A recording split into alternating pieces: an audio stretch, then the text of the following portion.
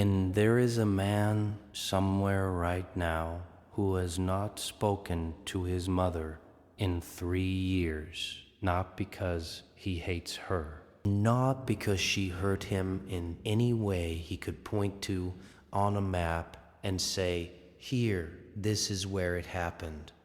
He has not spoken to her because every time he picks up the phone, he feels something pressed down on his chest, heavy, formless, and old. He cannot name it easily, but if you sat across from him with a cup of coffee and enough patience, he would eventually say the same word that millions of people say when they describe the invisible cage they live inside.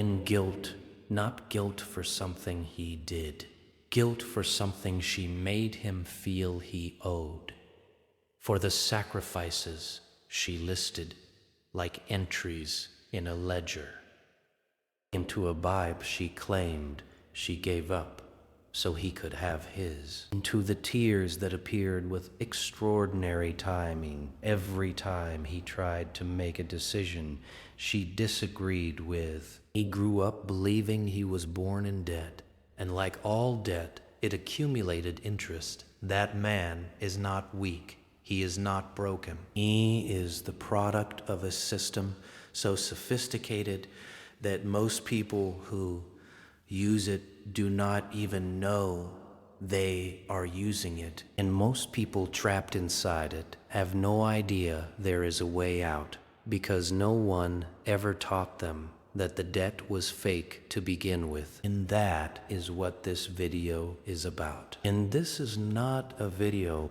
about forgiving toxic people or going no contact or any of the clean, imported in packageable solutions that feel good for 30 seconds before the guilt comes back. And this is a video about understanding the mechanism, the architecture, how guilt is manufactured, installed, and maintained as a control system in families, in friendships, in workplaces, in relationships, and why your brain, which is brilliant in almost every other context, and treats fake emotional debt exactly the same way it treats real financial debt, with urgency, with anxiety, and the consuming need to pay it back before something bad happens. Once you understand the mechanism, the guilt does not disappear overnight. But it loses its teeth, and that is enough to start moving again. There are 5 stages to this system, 5 ways the manufactured debt trap is built and maintained. Page. By the end, you will know how to audit your own emotional ledger and how to cancel debt that was never legitimate in the first place.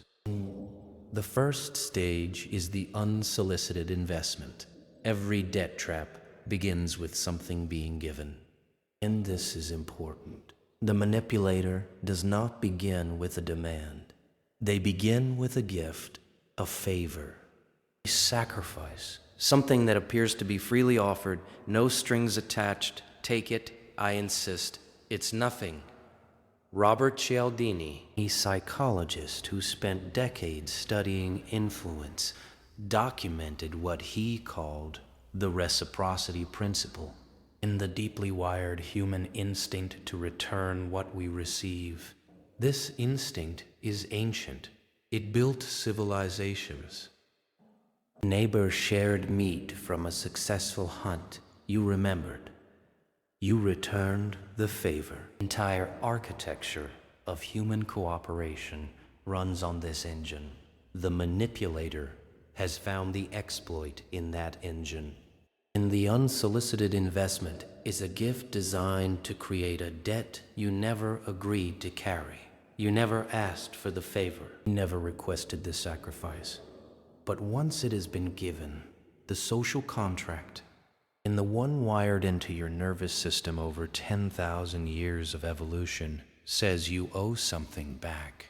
And the manipulator knows this. They are counting on it. And think of the coworker who covers your shift without being asked, then references it 6 months later when they want you to lie on their behalf. Incompli pain to the parent who paid for a college education and mentions it in every argument about life choices. And came to the partner who gave up a career opportunity and frames every disagreement through the lens of that sacrifice.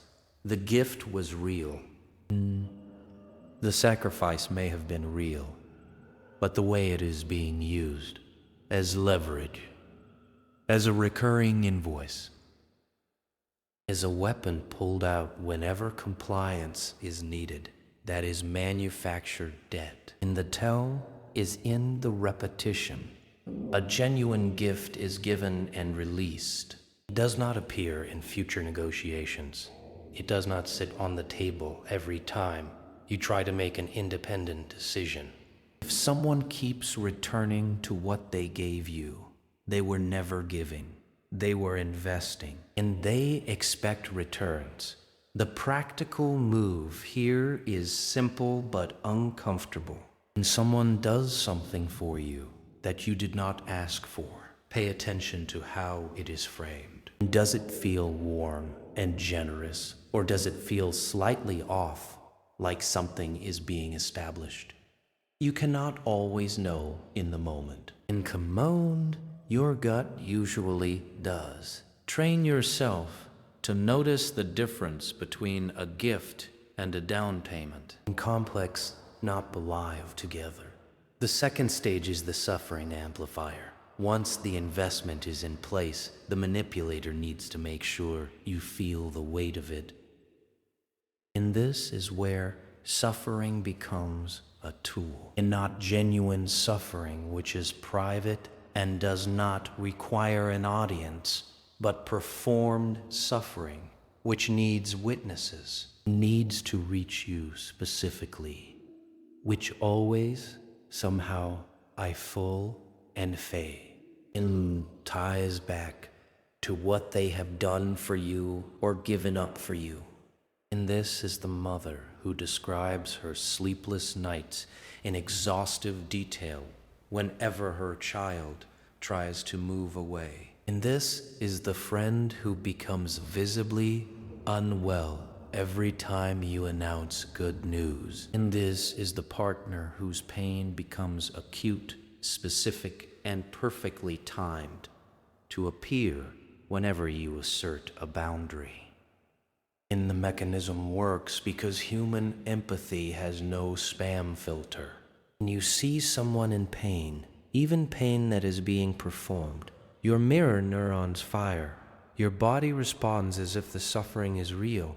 Because, at the neurological level, it is almost impossible to verify in real time whether suffering is genuine or manufactured. You feel the pull to fix it, to make it stop, and to do whatever is being implicitly requested so that the pain in front of you dissolves. This is not weakness, and this is the cost of being a person who cares. And manipulators who use this stage are essentially hacking empathy, one of your greatest qualities, and running it backward. Amplification often follows a specific escalation pattern. And first, subtle mentions, a sigh here, a tired face there, a comment about how much they have sacrificed. And then, when subtle does not produce the desired compliance, the volume increases. Tears, illness, dramatic statements about feeling unwanted, unloved, unappreciated. And the suffering becomes impossible to ignore and impossible to address without agreeing to whatever the implicit demand is. And the person trapped in this system starts organizing their life around preventing the suffering. They make decisions about careers, enjoyations, where to live, who to spend time with, not based on what they want, but based on what will not trigger the performance. And confuse conflict avoidance with love. They confuse compliance with being a good person. The way through this stage is the hardest change in the entire system. In learning to distinguish between suffering that requires your intervention and suffering that is being deployed to control you, you are not required to fix everything in front of you. Being near pain does not mean you caused it, and it certainly does not obligate you to surrender your autonomy to make it stop. The third stage is the guilt installation. And stages 1 and 2 create the conditions. Stage 3 is where the debt becomes internal. The maniplator no longer needs to be in the room for the system to run, where you become the one collecting the debt on their behalf. And this is guilt installation. And it is the most elegant and devastating part of the mechanism. In its healthy form is a moral compass signal. You do something that violates your own values. You hurt someone. You break a promise. You act against what you believe is right. And guilt is the alarm. It says something is off, course correct. And that function is important. It is part of what makes human beings capable of living together. And manufactured guilt is different. It is not connected to anything you actually did wrong. It is connected to who you are, what you want, and what decisions you are trying to make. It fires not when you harm someone, but when you try to have a life that does not center around someone else's needs. And once installed, this guilt runs automatically. The person does not need to say anything. You reach for the phone to call the friend you have been slowly distancing yourself from, and the guilt arrives. Start considering a job offer in another city, and the guilt arrives. You buy something for yourself, say no to a request, and to sleep in on a Sunday morning, and the guilt arrives, uninvited, heavy, and indistinguishable from the real thing. And the brain's response to guilt is neurologically similar to its response to debt. Research from T. A field of neuroeconomics has shown that the brain's anterior insular cortex, a region associated with pain, disgust, and social emotion, mitigate both when people feel financial pressure and when they feel intense social obligation. And the discomfort is not metaphorical, it is physical. It creates a sensation of something unresolved, something owed, something that needs to be paid before relief is possible. A manipulator, usually intuitively rather than deliberately, understands this. Indeed, they know that once the guilt is installed, the system runs without them. You will police yourself. You will preemptively cancel plans, and to record, suppress desires, and make yourself smaller, not because they asked you to in that moment. And people, because the internal debt collector is always working. And this is why people who finally leave controlling relationships often feel worse, not better, for months afterward. They have removed the source, but the installed guilt is still running. It was never about what the person was doing to them. It was about what they had learned to do to themselves. The practical work here is auditing the source of the guilt. When guilt appears, ask not just what it feels like, but where it comes from. And does it connect to an actual choice you made that violated your values? Or does it connect to someone else's expectation? An expectation you never agreed to. An expectation that serves their interests more than yours? In Kadu, that distinction does not eliminate the guilt immediately, but it begins the process of refusing to act on it automatically. No, you treat it as information about the system, not as a genuine moral signal. The fourth stage is the moving goalpost.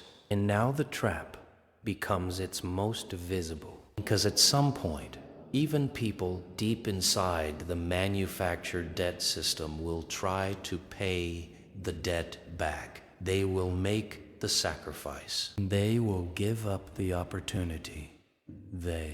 And will move back to the city, skip the relationship, stay in the job, attend the event. And in that moment of compliance, there is a brief, bright feeling, almost like relief. The debt is paid, and the suffering will stop. Things will be normal now, but they will not, because the goalpost moves. The moment you satisfy one demand, a new one appears. The terms shift. And the standard that was once enough to qualify as a good son, a loyal friend, a devoted partner, is now insufficient.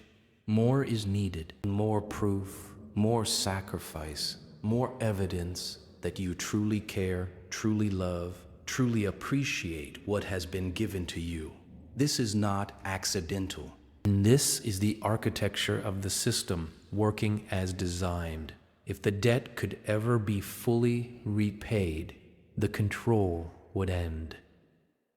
In core, the debt can never be fully repaid. There is always a higher standard waiting just beyond the one you just met. Always another sacrifice that would demonstrate your sincerity. Always a reason why what you just gave was almost enough, but not quite. And Patricia Evans, who spent years working with people in controlling relationships, described this pattern as a moving target, a mechanism that keeps the other person in a state of perpetual striving, perpetual inadequacy, perpetual need to prove themselves. It is not about the specific behavior being demanded. It is about maintaining the power structure that the demands create.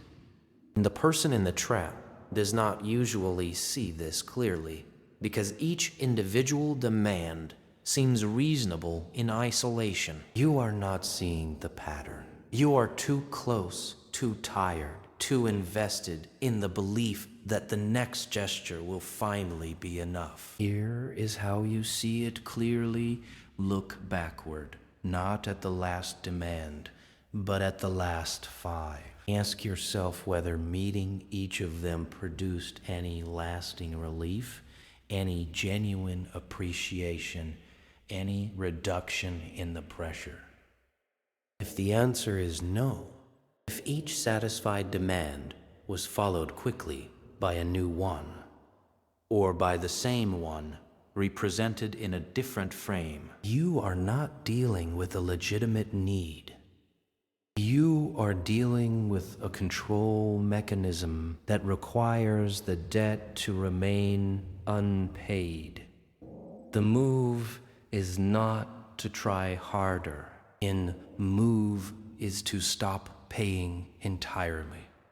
Because there is no amount you can pay that will end a debt that was designed to be permanent. In the 5th stage is the identity merger. This is where the manufactured debt trap reaches its deepest level.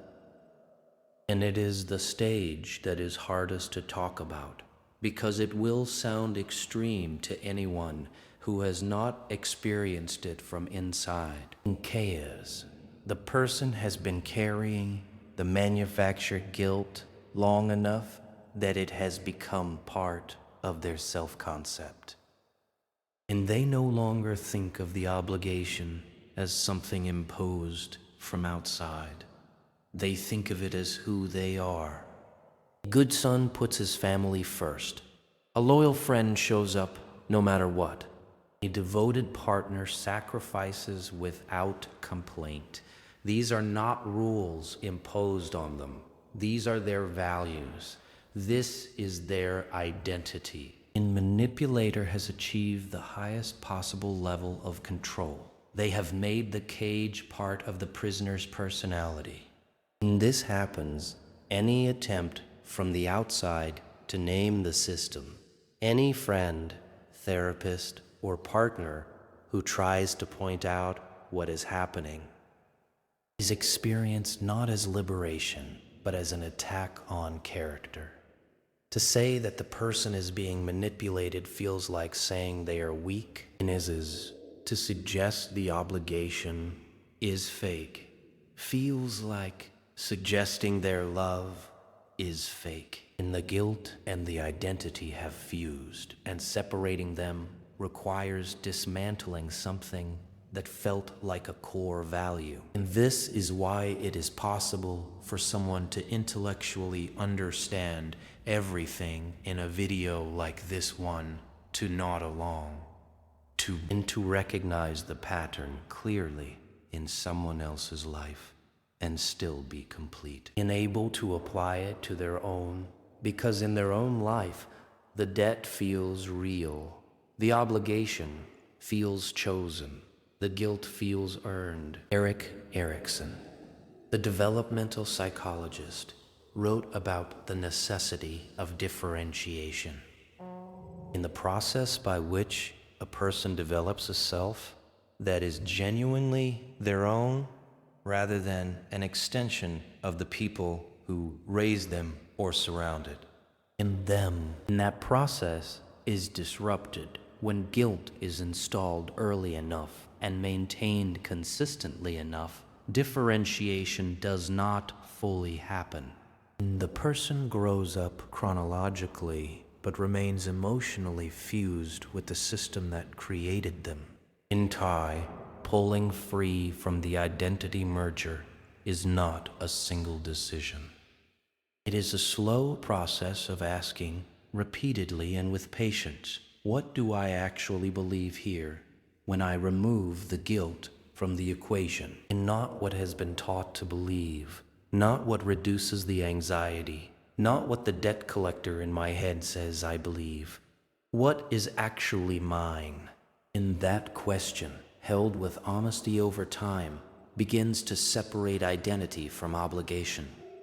It begins to reveal that the values they thought were theirs, self-erasure disguised as love, compliance disguised as loyalty, were assigned rather than chosen.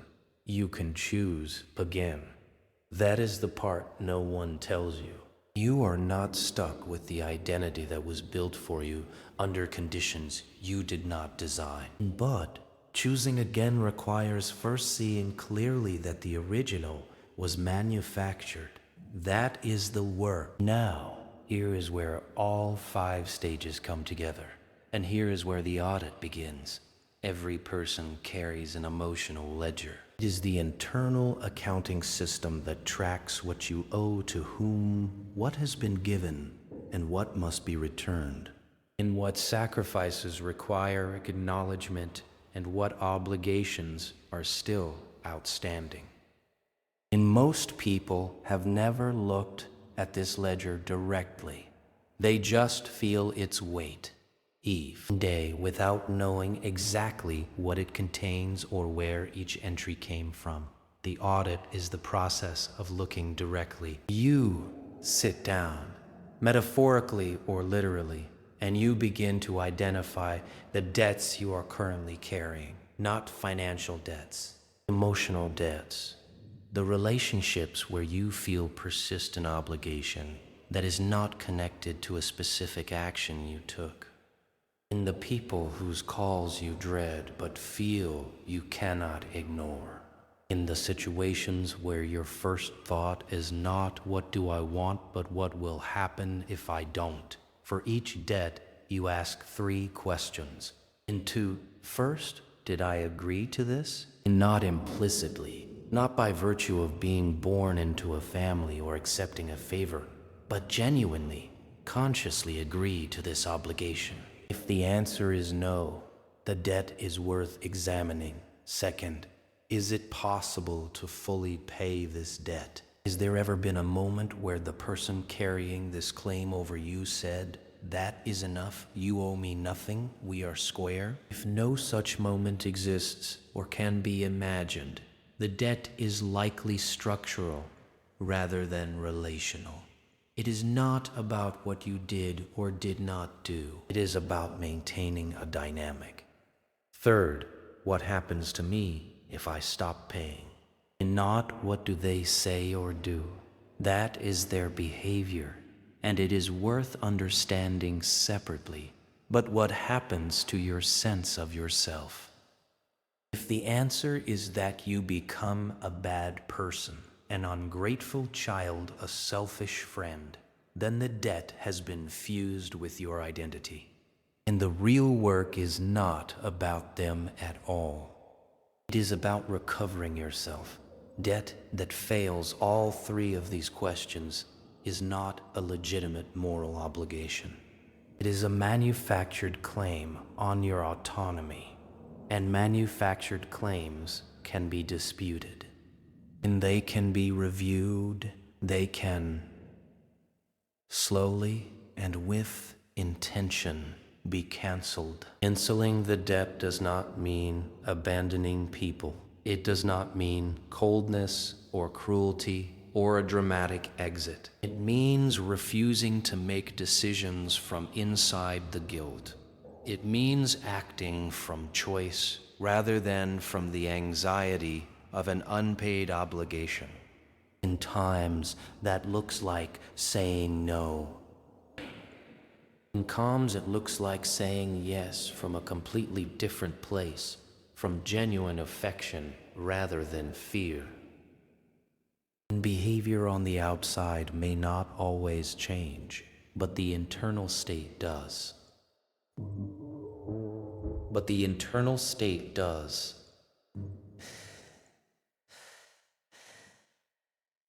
And that is where the freedom lives. The man who has not called his mother in 3 years is not free.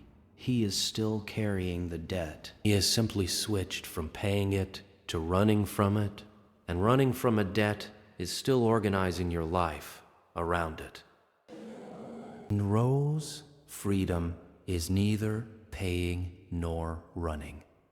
It is reviewing the debt, finding it fraudulent, and returning the invoice. And not with anger, with clarity. Clarity is the thing that manufactured guilt cannot survive. It needs fog. It needs the vague, heavy feeling that you owe something without ever being able to name exactly what or to whom or why. In the moment you can see the system clearly, see the unsolicited investment, the amplified suffering, the installed guilt, the moving goalpost, and the fused identity. The moment you can name it out loud, the mechanism begins to lose its grip.